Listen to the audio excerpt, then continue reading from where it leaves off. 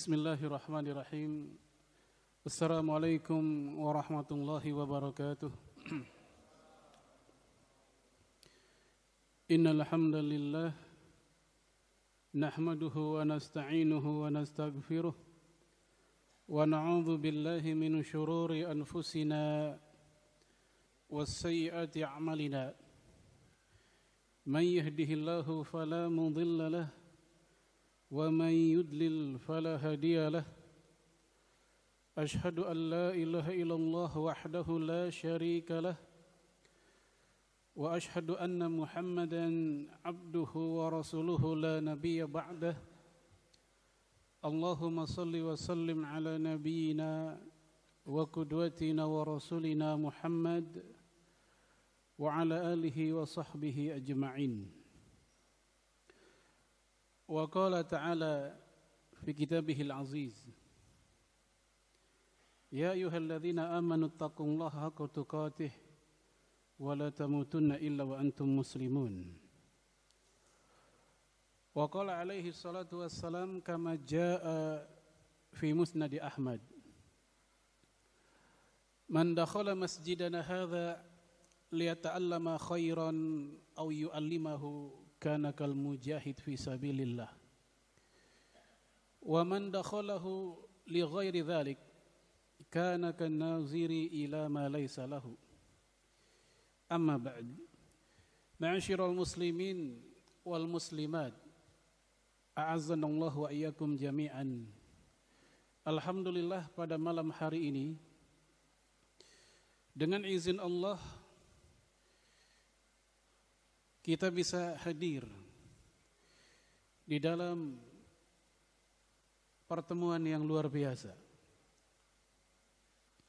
Yang pertama, salat Isya berjamaah, di mana Rasulullah sallallahu alaihi wasallam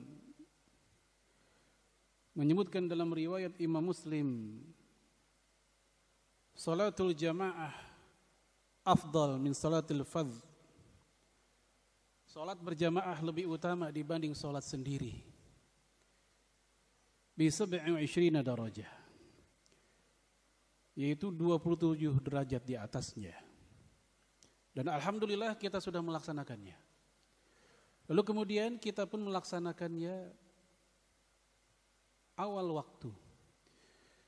Abdullah bin Mas'ud radhiyallahu an pernah bertanya dalam riwayat Imam Bukhari, Imam Ahmad dan yang lainnya, ayu amalil afdal, amal apakah yang paling utama? Rasulullah sallallahu alaihi wasallam menjawab, as-salatu ala waqtiha, salat pada waktunya. Thumma ayu, lalu apa lagi? Beliau menjawab yang kedua,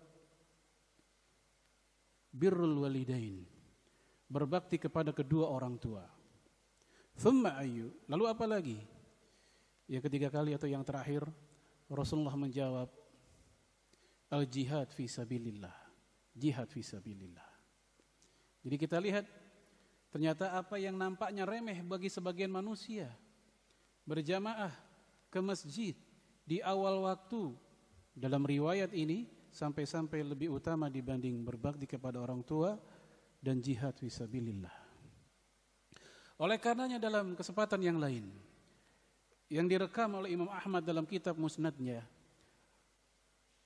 man dakhala masjidana hadza, barang siapa yang masuk ke dalam masjid, liyata'allama khairan aw yu'allimahu kana kal mujahid fisabilillah. Kalau dia ke masjid dalam rangka mencari kebaikan atau dia yang memberikan, mengajarkan kebaikan, kana kal mujahid fi sabilillah, maka dia seperti mujahid fi sabilillah.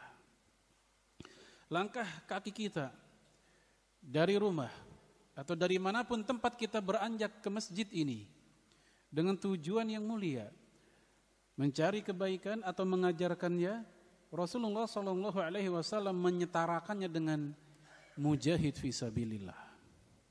Semoga kita termasuk golongan ini. Namun kebalikannya, kata Rasulullah sallallahu alaihi wasallam, "Wa man dakhalahu li ghairi dzalik," barang siapa yang ke masjid bukan untuk itu, ada tujuan yang lain. Kana kan-naziri ila ma laisa lahu. Orang itu seperti orang yang sedang melihat sesuatu, tetapi sesuatu yang dia lihat itu bukan kepunyaannya, bukan miliknya. Walaupun bisa jadi sesuatu yang dia lihat itu enak dipandang, mahal harganya, tetapi dia hanya bisa berdecak kagum tanpa mampu berkuasa untuk memilikinya. Berbeda dengan golongan yang pertama. Jamaah sekalian azanallahu wa iyyakum, tema kita pada malam hari ini seperti yang diamanahkan oleh DKM kepada kami, kita akan membahas tentang menjaga spiritualitas Ramadan supaya kondisi ruhaniyah ketika bulan Ramadan tidak tergerus habis. Walaupun di satu sisi barangkali kita atau ada sebagian orang menganggap maklum atau wajar. Sebagaimana riwayat Imam Ahmad juga, ketika Rasul mengatakan inna likulli syai'in syirrah wa likulli syirratin fatrah. Segala sesuatu ada masa-masa semangat, masa-masa mengharu biru, termasuk ibadah. Ketika Ramadan luar biasa. Yang biasanya jarang ke masjid. Hari pertama tarawih full, membludak. Imam gak usah repot-repot mengatakan rapatkan dan luruskan shaf. Karena sudah rapat, sudah penuh. Hari pertama. Kita merasakan itu. Namun Rasulullah SAW melanjutkan dalam hadis tadi, walikulli syirratin fatrah. Namun di masa-masa semangat akan datang masa-masa fatrah, futur, lemah, malas, berkurang. Tidak lagi seperti awalnya. Enggak usah menanti datangnya Syawal, masih di bulan Ramadan saja. Masih di bulan Ramadan saja. Entah pekan ketiganya, entah pekan keempatnya, kita pun bisa merasakan suasana Ramadan lambat laun lenyap, padahal masih di bulan Ramadan. Sebagian orang di kota besar sudah memikirkan pulang kampung. Sebagian ibu-ibu sudah memikirkan kue lebaran atau anaknya dibelikan pakaian dan seterusnya. Hingga akhirnya suasana ibadah yang harusnya menjelang akhir-akhir yang semakin meningkat, justru fenomenanya terbalik. Paling tidak itu yang kita lihat di negeri kita. Oleh karenanya kita memiliki hajat, kebutuhan. Dalam rangka, ya paling tidak jangan sampai habis sebenar-benarnya habis apa yang pernah kita alami di bulan Ramadan yang lalu. Sebenarnya kalau kita lihat, paket ibadah yang disediakan oleh syariat ini itu begitu indah. Kita ambil contoh. Untuk saum atau puasa, walaupun lebih original kita menggunakan istilah saum atau siam dibanding puasa, karena puasa bahasa Sanskerta yang artinya siksaan. Dan kita tidak pernah merasa tersiksa dengan saum. Ramadan khususnya kita menantikan kedatangannya, bahkan kita merindukan lagi walaupun baru saja berlalu. Saya jadi teringat ucapan Imam Abdul Hasan Al-Mawardi, yusamma Ramadan fi jahiliyah natikun. Ramadan pada zaman jahiliyah dinamakan natikun. Apa natikun? Capek, lelah, payah. Mirip dengan bahasa Sanskerta tadi, siksaan. Oleh karena itu kita ingin coba menggunakan bahasa yang lebih original dalam agama kita, saum atau siam. Jadi kita lihat ada paket yang begitu indah. Ada masa-masa warming up, pemanasan. Rajab, Sya'ban. Ada masa-masa pertandingan besar, Ramadannya. Ada masa-masa peregangan setelah itu, 6 hari Syawal. Bahkan kalau kita total kurang lebih ada 8 bulan yang memiliki secara khusus anjuran saum di dalam syariat. Datang seorang pemuda bernama Abu Umamah Al-Bahili. Dia bertanya kepada Rasulullah SAW, Ya Rasulullah, ata'rifuni? Wahai Rasul, masih ingat sama saya enggak? Rasul bertanya, man anta? Kamu siapa? Ana al-Bahili alladzi faraqtuka fi amil madhi. Saya al-Bahili yang telah berpisah dengan Anda setahun yang lalu. Jadi pernah ketemu tapi udah berpisah. Kenapa Rasul bertanya siapa Anda? Bukan Rasul pelupa, bukan. Tapi karena si pemuda ini secara penampilan terjadi perubahan. Sehingga Rasul mengatakan, ma ghayyaraka? Apa yang bikin kamu penampilannya berubah? Wa kunta hasanul hay'ah. Dulu kamu enak dilihat. Penampilan kamu tuh enak dilihat, cakep. Ini kenapa sekarang jadi begini? Dia bercerita bahwa dia puasa setahun penuh semenjak berpisah dengan Rasulullah sampai kemudian berjumpa, kecuali tentu di malam hari. Apa jawaban Nabi? Lima adzabta nafsaka. Kenapa engkau siksa dirimu sendiri? Sehingga ini menjadi dasar buat sebagian fuqaha larangan puasa ad-dahr, puasa sepanjang tahun. Kecuali menurut Imam Waqi' bin Jarrah, beliau termasuk yang membolehkan, bahkan beliau melakukan puasa dahr itu. Kemudian kata Rasulullah, wa in kunta labudda fa'ila. Kalaupun engkau ingin melakukan saum, fi syahris sabr. Berpuasalah kamu fi syahris sabr. Di bulan kesabaran. Ini bulan Ramadan yang kemarin, nama lainnya. Apa jawaban beliau? Zidni inda biquwah, kata Al-Bahili. Tambahin ya Rasul, saya masih kuat. Terbiasa 12 bulan, cuman dikasih sebulan, downgrade, turun. Ya, makanya dia minta lagi, tambahkan, saya masih kuat. Maka Rasul menambahkan 1 hari di tiap bulan. Itu tambahannya selain 1 bulan tadi. Apa jawaban dia? Masih minta tambah, zidni inda biquwah, tambahin lagi, saya masih punya kekuatan. Hingga sampai 3 kali dia minta tambah, hingga akhirnya Rasul mengatakan, sum fi ashhuril hurum summa truk. Berpuasalah kamu di bulan-bulan haram, lalu tinggalkan. Diulangi oleh Nabi sampai 3 kali. Berpuasalah di bulan haram, lalu tinggalkan. Artinya, kita dibolehkan berpuasa di bulan haram, dalam rangka warming up, supaya kita terbiasa nanti masuk pertandingan besar saum Ramadan. Summa truk, lalu tinggalkan. Maksudnya, jangan sering-sering. Sehingga kisah ini kisah dalam riwayat Sunan Abi Daud, dan oleh Said Sabiq dikatakan sanadnya jayyid, bagus. Ya, artinya bagi beliau termasuk yang dibolehkan dijadikan hujjah. Ini menunjukkan tentang adanya saum yang namanya di bulan haram. Apakah bulan haram itu? Rasulullah SAW merinci dalam riwayat Imam Bukhari, as-sanatu 12 syahran. Setahun ada 12 bulan. Minha arba'atun hurum. Dari 12 bulan itu, 4 bulannya bulan-bulan haram. Salatu mutawalliyat. Dari 4 bulan itu, 3 bulannya berturut-turut. Zulqa'dah, Zulhijjah, wal Muharram. 3 bulan berturut-turut. Zulqa'dah, bulan 11. Zulhijjah, bulan 12. Muharram, tahun baru. Bulan awal. Apakah yang keempat? Wa Rajab mudharul ladzi baina Jumadai wa Sya'ban. Dan bulan Rajab yang mulia keberadaannya terjepit di antara 2 Jumadil dan Sya'ban. Ya, ini Sahih Bukhari. Dalam Sahih Muslim, Sa'id bin Jubair bertanya kepada Ibnu Abbas tentang perilaku Rasulullah SAW selama di bulan Rajab.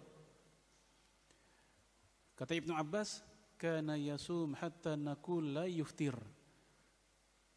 Beliau dahulu saum di bulan Rajab, saking seringnya beliau saum, sampai-sampai kami mengatakan memang beliau tidak pernah meninggalkannya. Wa kana yuftir hatta naqul la yasum.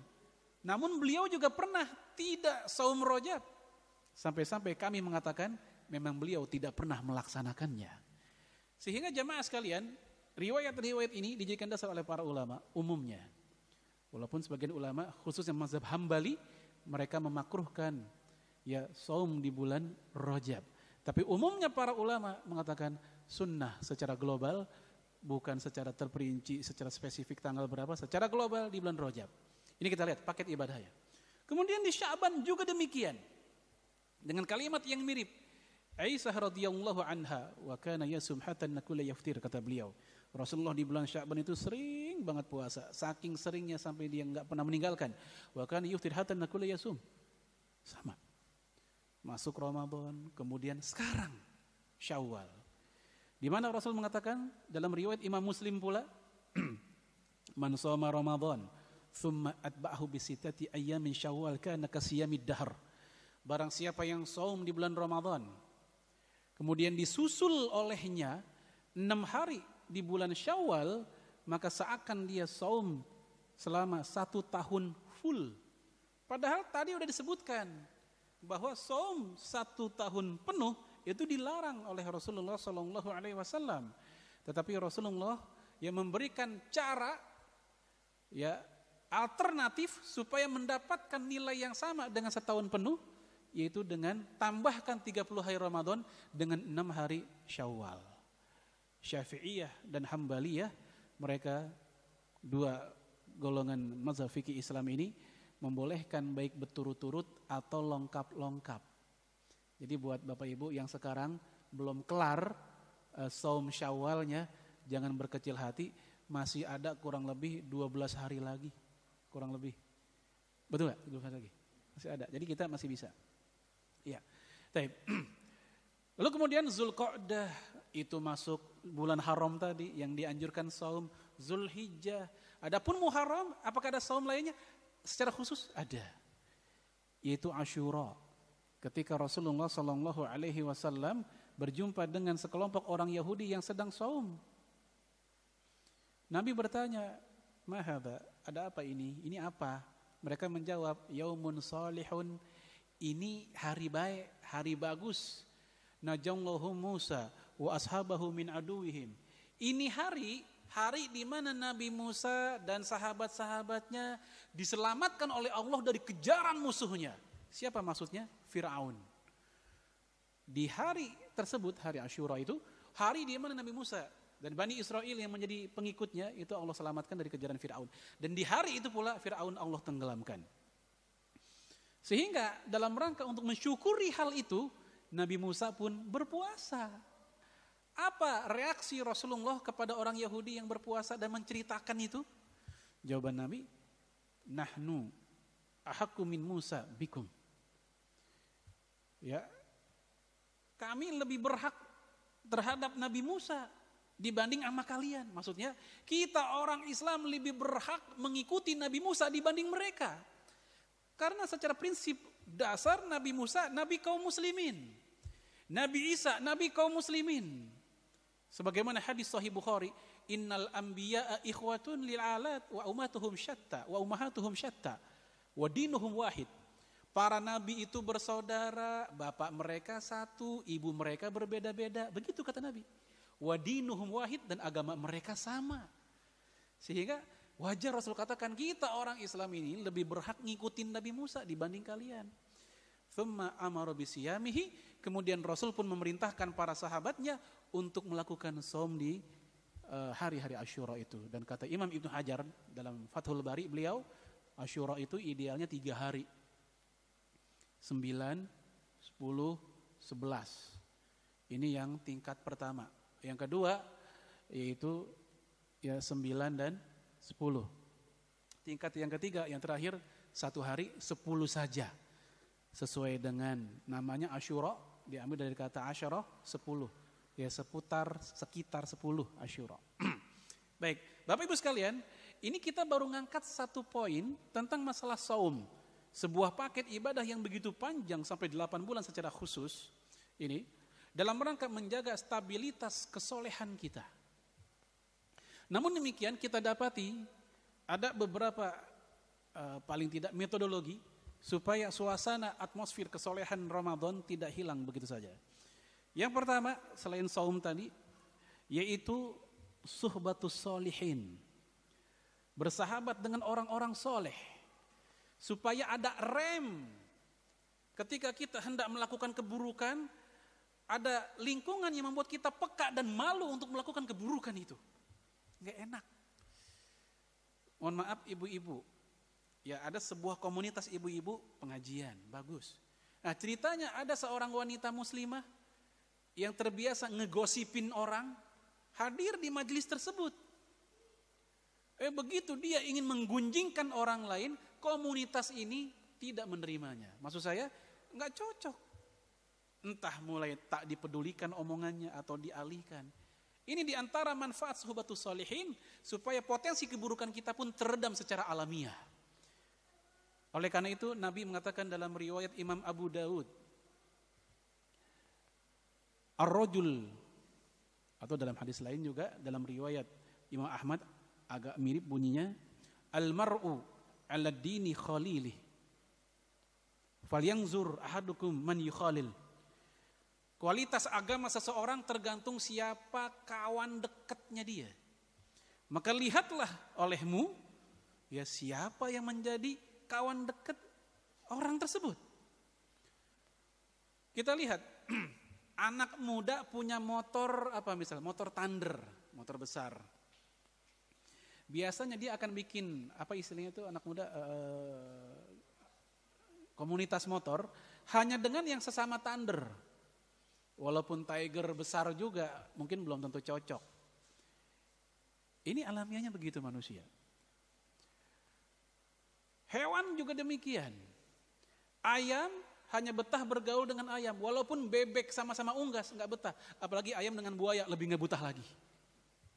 Manusia juga demikian. Yang terbiasa nyekek botol banting kartu di pasar-pasar, datang ke majelis taklim, itu berasa lama bagi dia. Ya Allah nih Ustadz ngomongin saya, begitu kata dia. Padahal nggak ada maksud ngomongin dia. Kebalikannya orang yang terbiasa dengan kajian, dengan taklim, dengan tilawah dan seterusnya, datang ke majelisnya mereka, kita pun juga nggak betah.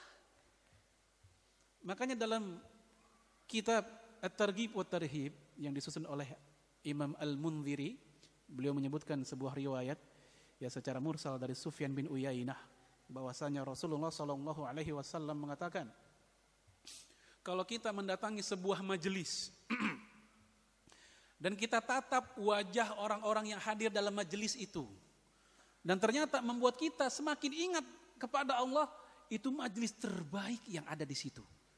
Ngelihat wajah Pak Fulan, kita ingat dengan ini orang kayaknya ahli tahajud. Ingat wajah Pak Fulan, ini orang ahli zikir.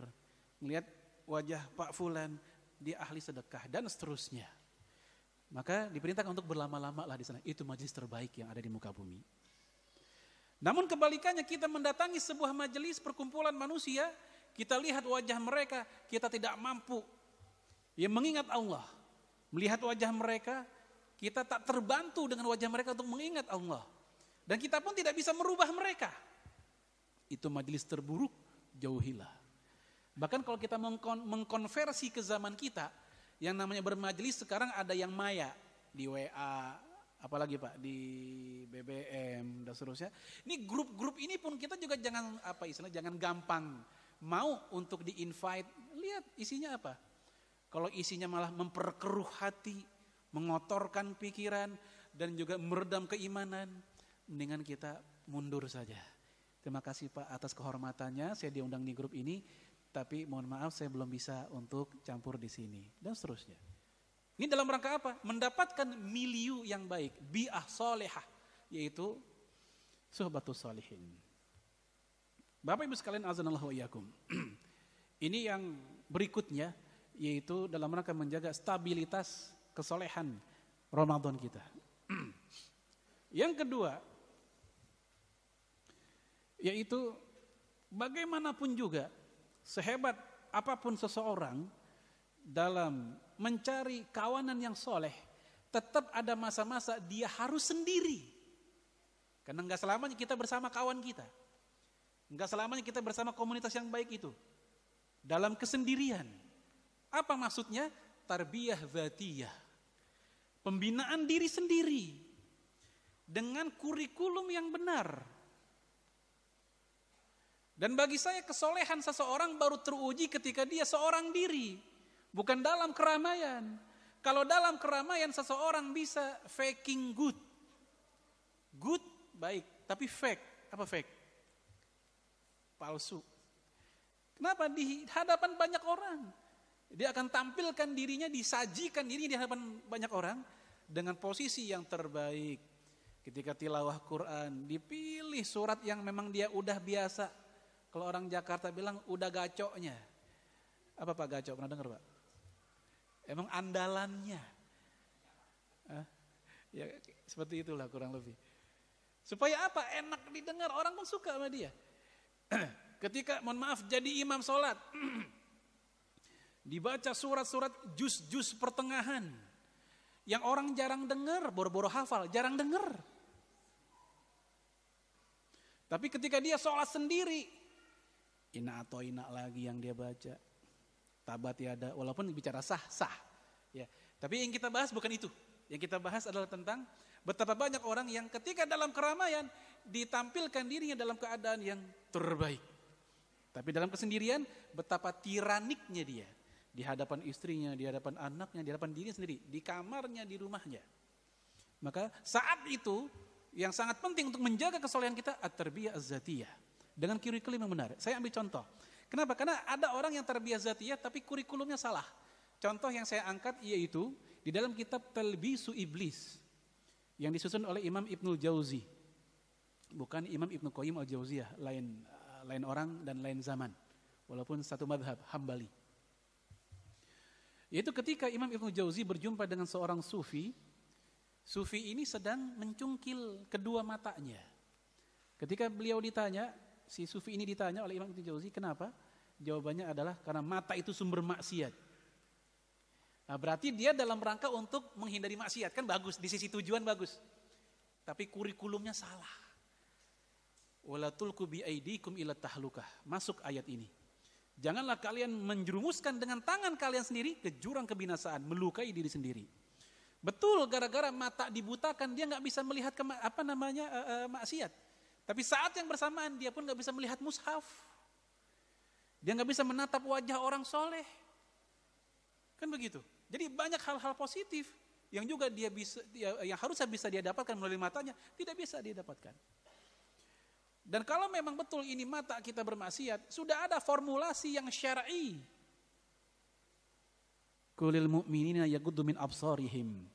Katakan kepada laki-laki beriman, tundukkan pandangan mata mereka. Kalaupun akhirnya nggak bisa juga, ya ada cara lain dalam riwayat Imam Abu Daud, yaitu berwudu.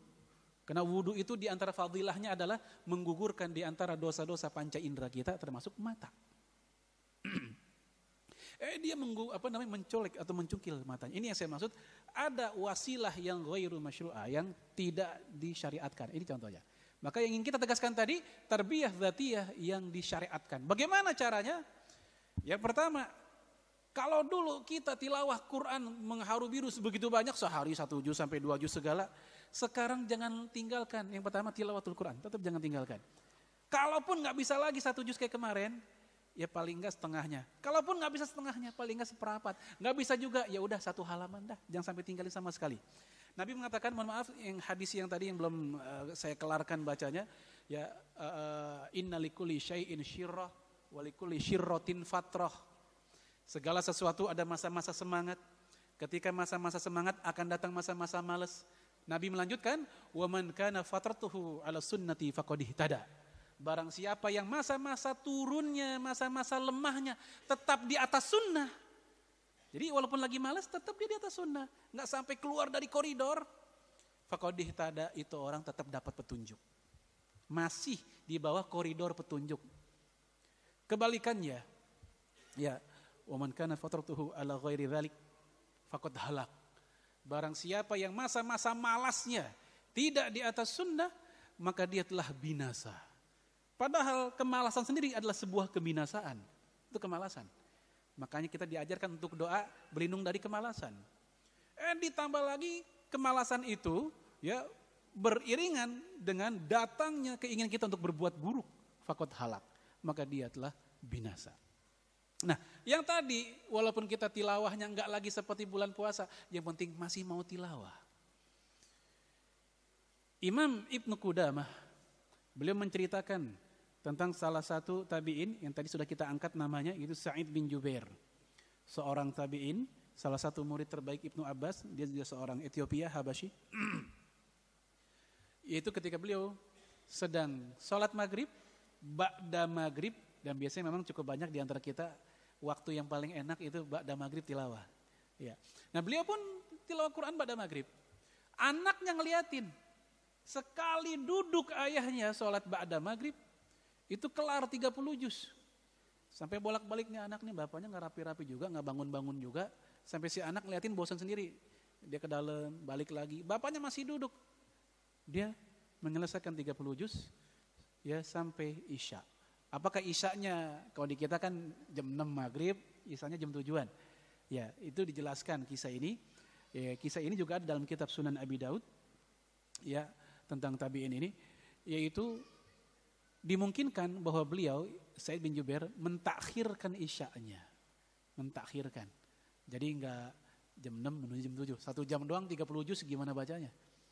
Ya mungkin ditakhirkan hingga menjelang tengah malam, bukan melewati tengah malam. Ini contoh sampel. Walaupun sedang bukan bulan puasa, semangatnya tetap terjaga. Mohon maaf buat Bapak Ibu sekalian yang bacaan Qur'annya ya anggaplah belum lancar-lancar banget atau gimana. Atau ketika Ramadan kemarin target-target supaya tahsin kita sukses lah, anggap begitu. Ternyata belum juga, masih banyak beberapa huruf yang kita belum selesai misal. Gak usah berkecil hati.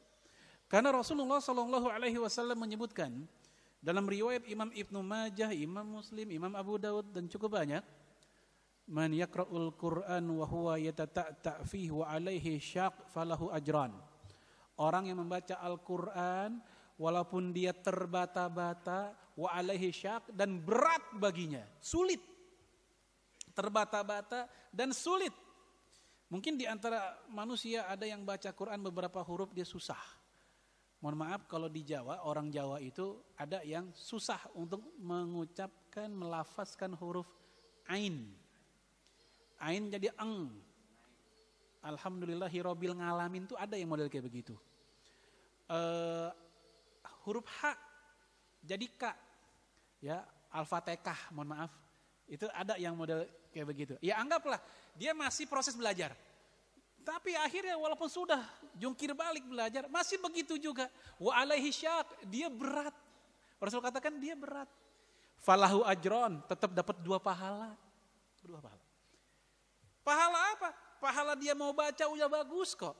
Betapa banyak orang betah banget buka WA, baca Quran enggak betah. Buka WA, geser 1 jam dia kuat. Baca Quran 5 menit, mata udah kriep-kriep. Apa kriep-kriep ya? Ya gitu dah. Ini ibarat lampu 5 watt. Udah bawaannya ngantuk. Yang kedua yaitu perjuangan ya. Pahala dia, perjuangan menundukkan rasa sulit. Plus ada rasa malu. Apalagi kalau bacanya rame-rame, bareng-bareng, ganti-gantian. Udah dia yang paling tua, mohon maaf. Udah dia yang paling tua, bacaannya paling belepotan. Kadang dia malu sendiri. Kawan-kawannya bukan memotivasi, malah menertawai. Ya wajar, besok gak balik lagi. Kemana Pak Anu? Ya kamu sih ngetawain dia kemarin. Ini. Baik, Rasul katakan, falahu ajrun, dapat 2 pahala. Bahkan Imam Abu Thayyib Samsul Azim Abadi, di dalam kitab beliau, Aunul Ma'bud, beliau mengatakan bisa jadi orang yang terbata-bata itu, dia lebih utama di sisi Allah dibanding yang sudah lancar. Apa alasan beliau? Itu sebuah kaidah yang berbunyi, al-ajru ala qadri ta'ab. Pahala itu besar kecilnya tergantung tingkat kesulitan amal itu ketika dijalankan. Tergantung tingkat kepayahan kesulitannya. Lebih sulit, lebih berat mana orang yang terbata-bata dengan yang udah lancar.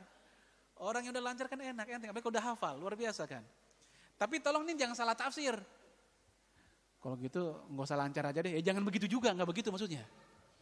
Karena kita dapati dalam hadis Sahih Muslim, man yaqra'ul Qur'an wa huwa mahirun bihi. Orang yang membaca Al-Quran dan dia mahir. Dalam hadis lain, wa huwa hafizun bihi. Dan dia hafiz, hafal. Ma'a safaratil kiramil bararah. Maka dia akan hidup bersama para malaikat yang mulia.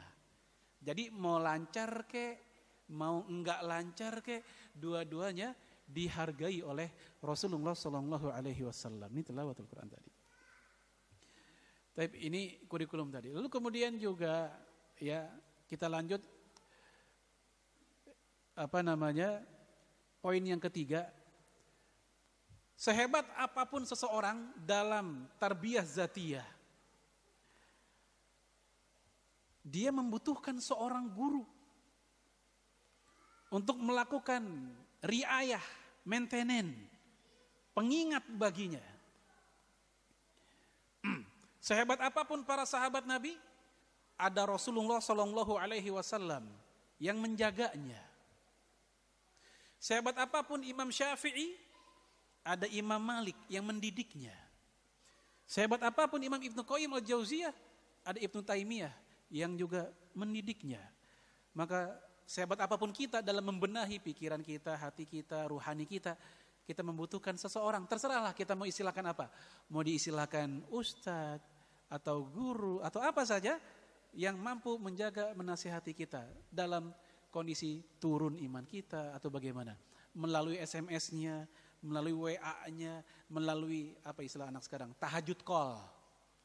Ditelepon, diingetin, ya Dek atau Bang atau Akhi atau saudaraku atau Pak Haji, ini udah jam 3, yuk kita sholat. Oh makasih udah dibangunin dan seterusnya. Jadi ada orang senantiasa mengingatkan kita. Ini yang ketiga, seorang guru. Tetapi apakah lantas kalau tanpa guru nggak boleh? Imam Izzuddin bin Abdussalam, seorang ulama mazhab Syafi'i, dan dia dijuluki Sultanul Ulama pada masanya, dikutip oleh Imam As-Suyuti dalam kitab Al-Asbah wa Nazair, yaitu tentang permasalahan bolehkah seseorang membina dirinya, mendidik dirinya tanpa guru, hanya melalui buku. Hanya melalui buku. Di mana cukup banyak para ulama terdahulu yang melarang kita mengambil ilmu dari orang yang hanya kutu buku tanpa guru. Kan begitu. Karena sanadnya munqati, terputus sanad keilmuannya. Sehingga banyak orang yang hati-hati ya kepada orang yang kutu buku itu. Karena seakan-akan dia belajar sendiri, nggak ada guru, salah bener nggak ada yang ngasih tahu. Saya baca buku. Ketika saya baca buku, ya saya analisa sendiri. Dengan analisa yang tak berasal dari bimbingan orang lain, analisa plus hawa nafsu misalnya. Nah, yang seperti ini bahaya sebenarnya. Namun dalam konteks pembahasan kita tadi, Imam Izzuddin bin Abdussalam, ya beliau berpendapat, artinya pendapat beliau ini, boleh saja tanpa guru dengan syarat buku yang beliau baca, yang orang ini baca, berasal dari ulama atau penulis yang fiqh, yang terpercaya. Memang terpercaya. Jadi bukan orang yang majhul, yang gak dikenal. Ini siapa nih? Ya, kalau di dunia medsos itu ada Ustadz Abu Janda Al-Bollywoodi, pernah dengar nggak Pak? Yang menghina, melecehkan Islam. Ternyata setelah diteliti atau ditelusuri oleh kawan-kawan kita yang ngerti masalah ini, ternyata dia non Muslim, tapi mengcoverkan dirinya dengan Ustadz, gitu. Nah ini yang kita khawatir. Banyak orang yang nggak ngerti, orang awam. Ya apalagi mohon maaf, orang Indonesia kan gampang manggil orang ustadz. Asal jenggotnya panjang, asal pakai sorban, pakai gamis, pakai peci, wah jadi ustadz dah tuh, cepet, gitu. Ya apalagi kalau disuruh doa, doanya panjang, ustadz banget udah doanya panjang dia. Gitu. Jadi sekali lagi butuh seorang guru, walaupun tadi ada sebuah pendapat dibolehkan tanpa guru dengan catatan buku-buku, kitab-kitab yang dia baca itu fiqh, terpercaya. Dan memang sebagusnya dalam rangka untuk ya bagian dari tarbiyah zatiyah tadi, yaitu memang ada ya momen bagi kita untuk mutala'atul kutub, mengkaji buku-buku yang bermanfaat, khususnya yang terkait dengan tarbiyah ruhiyah, seperti misalnya Sirah Nabawiyah. Karena kehidupan Rasul, Sirah Nabawiyah, ini kehidupan manusia terbaik yang tak tergantikan oleh yang lain. Mungkin Bapak Ibu pernah baca biografi, anggaplah seorang ilmuwan, biografi seorang atlet, biografi seorang negarawan. Tetaplah mereka dalam 1-2 titik hidup mereka pasti ada bagian-bagian yang kita kecewa ketika kita membaca hidup mereka. Tetapi kalau kita membaca kehidupan Rasulullah SAW, sempurna di atas sempurna. Maka ini yang lebih kita utamakan. Saya ambil contoh beberapa deh. Seperti misalnya hasil didikan Rasulullah Sallallahu Alaihi Wasallam, yaitu para sahabat. Ya, seperti yang dikisahkan oleh Imam Ibnu Hisham, terjadi transaksi jual beli antara dua orang sahabat Nabi. Penjual, biasanya kalau kita penjual naikin harga untuk antisipasi penawaran rendah. Pembeli nawar serendah-rendahnya, bahkan setega-teganya untuk mendapatkan harga yang bagus bagi dia, begitu.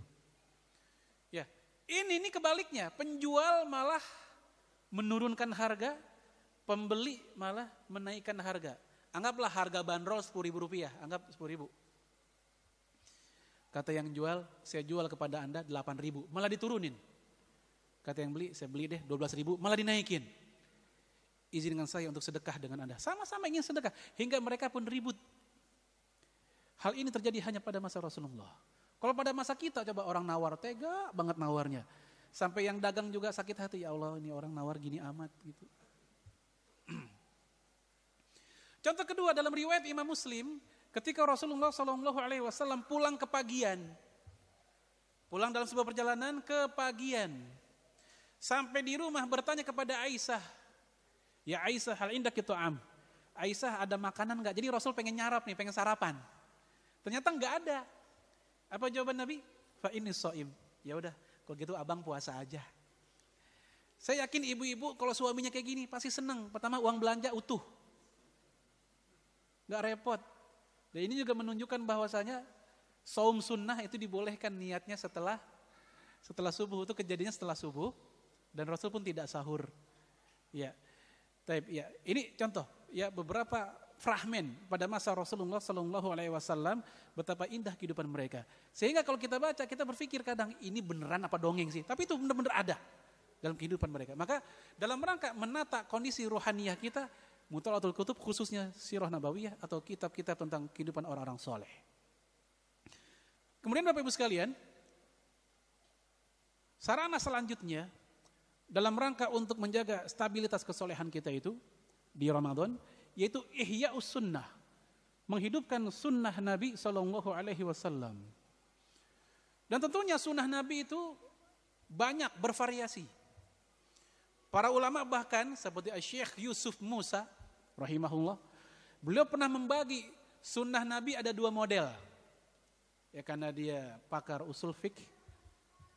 Ya, membagi 2 model. Pertama, ada sunnah Nabi yang modelnya ya tasyri'iyah.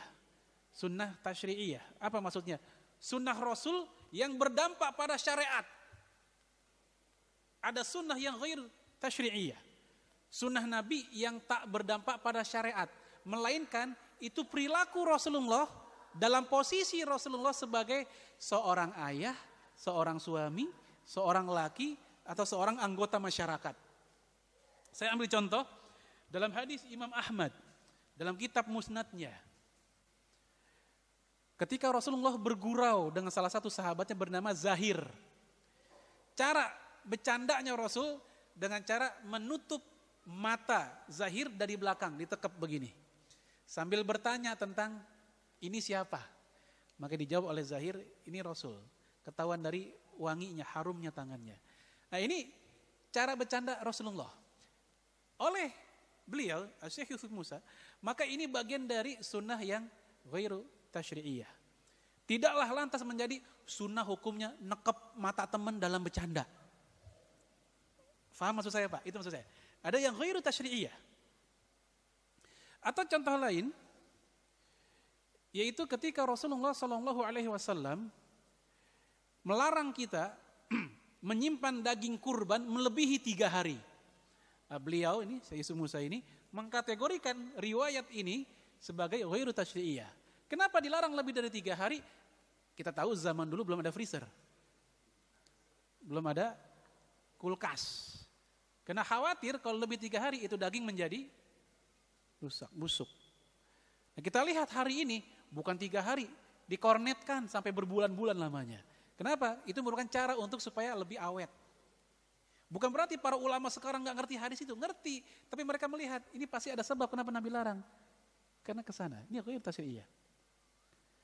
Atau contoh yang ketiga, yaitu ketika Rasulullah SAW sedang membaca Al-Quran sambil bersandar atau nyender di paha istrinya, paha Aisyah. Lalu Aisyah karena dia sedang haid, dia berkata, ya Rasulullah, inni haidun. Wahai Rasul, saya lagi haid. Saya lagi haid. Jawaban Nabi kepada Aisyah, inna haidotaki laysat fi fakhidhik. Wahai Aisyah, haid kamu bukan di pahamu. Jadi intinya ya boleh nyender di sini. Nah, hal ini pun tidaklah lantas menjadi sunnah hukumnya nyender di paha istri ketika istri lagi haid. Ini merupakan perilaku seorang suami yang sedang ingin bergurau, bercanda, bercengkrama dengan istrinya. Nah, adapun yang tasyri'iyah banyak, sangat banyak.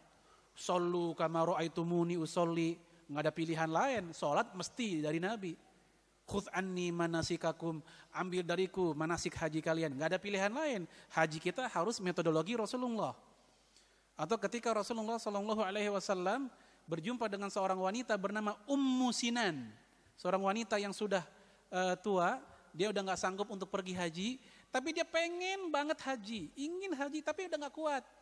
Akhirnya dia bertanya ke Rasul, ada nggak aktivitas amal ibadah yang setara dengan haji tapi bukan haji? Ini namanya jalan potong ini, ya kan? Jalan pintas. Yang sama dengan haji tapi bukan haji, ada nggak? Apa jawaban Rasulullah? Innal umrata fi Ramadan taqdi hajjatan aw hajjatan ma'i. Berangkat umroh di bulan Ramadan setara dengan haji, bahkan haji bersamaku. Ini tasyri'iyah. Berarti umroh di bulan Ramadan ada sunnahnya. Sunnah qauliyah. Walaupun secara fi'liyah, perbuatan Nabi belum pernah melakukan. Kemudian sebagian lagi ulama, itu juga bahkan sampai lebih bervariasi lagi sunnah Nabi yang kita pilih, yang kemudian kita hidupkan. Semoga menjadi budaya. Contoh ada seperti misalnya sunnah muharramah. Justru sunnah Nabi yang diharamkan untuk kita ikuti. Betul itu perilaku Nabi memang, itu sunnah. Karena sunnah secara bahasa artinya adalah yaitu at-thariqah, jalan yang pernah ditempuh oleh Rasul. Ini juga jalan hidup yang Nabi lakukan. Apa diantaranya? Beristri lebih dari 4. Tapi ini muharramah, kita nggak boleh ngikutin. Gitu. Yang kedua betul Pak, puasa wisol. Yaitu puasa yang kagak pakai buka, terus aja begitu. Kemudian Rasul melarang sehingga ada sahabat Nabi yang bertanya, engkau melarang kami, tapi sementara engkau sendiri melaksanakan Rasul puasa wisol, tapi dia melarang umatnya. Jawaban beliau adalah, inni utitut ta'ama min rabbi. Karena saya diberikan makan, diberikan kekuatan oleh Rob saya. Sehingga Rasulullah nggak mau menyulitkan umatnya, biarlah itu untuk dia saja. Sehingga ini masuk kategori sunnah makruhah, sunnah yang dibenci untuk kita ikuti. Itu sunnah Nabi, belum tentu kita mengikutinya. Yang ketiga, sunnah mubahah. Sunnah Nabi yang mubah-mubah aja kita ikuti, yang kita hidupkan. Nggak dihidupkan pun juga nggak ada masalah. Contoh kayak masalah gaya nyisir rambut Rasulullah SAW. Dalam hadis Imam Tirmidzi dari Aisyah radhiyallahu anha, kata Aisyah, yu'jibuhut tayammun. Rasul itu suka ngapa-ngapain memulai dari kanan. Seperti fi ta'annulihi ketika make sendal, ya tarajjulihi ketika nyisir. Nah, kalau ini langsung kita seter bahwa ini merupakan hukumnya sunnah. Nyisir dari kanan ke kiri. Tentu mohon maaf buat bapak-bapak khususnya yang rambutnya udah nggak ada, kan susah menjalankan sunnah ini. Mau kanan ke kiri, aduh rambut udah nggak kompak, udah nggak ada. Atau kita yang lahir, sebagian saudara kita yang lahir, mohon maaf, dia rasnya negroid. Mohon maaf, orang negroid itu gimana rambutnya Pak? Dikecil kan? Susah untuk dibentuk kanan kiri, susah. Emang dari sononya begitu mau diapain? Begitu. Tapi ini diikuti silakan, nggak diikuti juga nggak ada masalah, mubah saja. Ya bahkan ada yang mengatakan tentang masalah ya makan 3 jari sunnah mubahah. Ya diikuti silakan, nggak diikuti nggak ada masalah. Bahkan kalau kita ikuti dalam rangka taqarrub ilallah melalui perilaku Rasul, insya Allah berpahala. Yang selanjutnya ada sunnah yang mustahabbah, sunnah Nabi yang memang disukai, dianjurkan diikuti. Sholat sunnah Rasul. Ya, atau misalnya dengan perkataan-perkataan perintah. Ya walaupun bagi saya tetap kita melihat kondisi masyarakat. Saya ambil contoh seperti menyemir rambut dengan merah atau kuning. Itu menggunakan fi'il amr. Rasul mengatakan saffiru wa hammiru wa khalifu bil majus. Ya, kuningilah, merahilah rambut kalian. Dan berbedalah kalian dengan orang Majusi. Jadi mewarnai rambut itu di antara cara berbeda sama orang kafir. Karena mereka tidak mewarnai rambut mereka, tidak menyemir, mempikok rambut mereka. Nah zaman ini, coba-coba dah bapak-bapak ke masjid, rambutnya merah, jenggotnya kuning. Atau seorang ustadz, ya saya misalnya, saya kuningin rambut saya, ini merah. Tentu kan nanti banyak anak muda nanya, ya Allah ini ngapa jadi anak alay begini kan gitu. Oleh karena itu Imam Ibn Abdul Bar, beliau mengajarkan bahwa sunnah Nabi itu, sebelum manusia teredukasi dengan sunnah Nabi, kita tahan dulu untuk mengamalkannya. Karena khawatir manusia kaget, yang akhirnya yang dicela bukan orangnya, tapi sunnahnya yang dicela oleh mereka, karena faktor keterasingan sunnah di hadapan mereka. Ini merupakan bijaknya kita dalam menghidupkan sunnah Rasulullah SAW. Jadi penundaan itu bukan karena kita nggak memperkenalkan, bukan. Tapi karena masyarakat belum siap. Kita kenalkan ilmunya dulu, kita wacanakan dulu. Sehingga dengan demikian masyarakat paham, ketika ada orang yang kayak begitu, mereka pun juga tidak akan nuduh yang enggak-enggak. Tuh Islamnya aneh tuh, masa begitu misalnya. Jadi nggak ada tuduhan yang seperti itu. Yang terakhir, sunnah wajibah. Sunnah Nabi yang memang berdampak wajib. Ya seperti sholat beliau yang 5 waktu. Perilaku Nabi, ya wajib juga buat kita. Baik, yang terakhir jamaah sekalian, dalam rangka menjaga stabilitas kesolehan Ramadan kita, yaitu tentu kita berdoa kepada Allah. Karena doa silahul mu'min. Doa itu merupakan senjatanya orang beriman. Ya muqallibal qulub, tsabbit qalbi ala dinik. Wahai yang membolak-balikan hati, tetapkanlah hatiku di atas agamamu. Ya, karena kita nggak tahu ada orang yang paginya soleh, sorenya kafir atau kebalikannya. Ya, bahkan ada orang yang bisa split personality, kepribadian terbelah. Ya, di waktu yang bersamaan, ya biasanya kaum munafik yang kayak begini, tampilannya begitu soleh, di hatinya ingin menyerang Islam atau ingin menyerang orang yang ada di hadapannya di antara kaum muslimin. Naudzubillah, semoga kita bukan termasuk golongan itu. Dan berdoa kepada Allah merupakan di antara upaya kita atau pembuktian kita bahwa kita mengaku lemah di hadapannya. Yang tadi, poin-poin yang tadi kita bahas, itu upaya rasional. Tapi kita nggak lupa yang namanya ada sabab yang sifatnya sabab syar'i. Doa sabab syar'i. Ya. Ada sabab kauni, sebab yang sifatnya alamiah. Dua-duanya harus seimbang. Nggak cukup dengan doa, mohon maaf. Kalau bapak ibu ada anaknya yang masih sekolah, masih umur-umur sekolah atau kuliah. Misal dia mau ujian besok. Tapi dia nggak belajar. Kita tanya, Dek kok nggak belajar? Jawaban dia polos banget. Bu, Pak, ulangan bagus atau jelek mah takdir. Prestasi atau enggak prestasi itu takdir. Kalau memang Allah menakdirkan saya ulangannya bagus, walaupun saya enggak belajar, bagus. Kebalikannya, walaupun mereka belajar, tapi Allah takdirkan jelek juga ulangannya, ya jelek, saya yang bagus. Ini namanya dia hanya mengandalkan sabab syar'i, tapi lupa dengan sabab kauni, ya upaya-upaya realnya. 2 orang keluar dari tempat ibadah, anggaplah ini ada masjid, nih ada gereja. Keluar dari masjid seorang pemuda muslim, Muhammad Daud Yusuf namanya. 3 nama Nabi diborong sama dia. Muhammad Daud Yusuf. Dari gereja keluar seorang Nasrani, ya namanya apa misalnya Pak? Fransiskus lah begitu. Keluar dalam keadaan langit penuh dengan geledek, petir.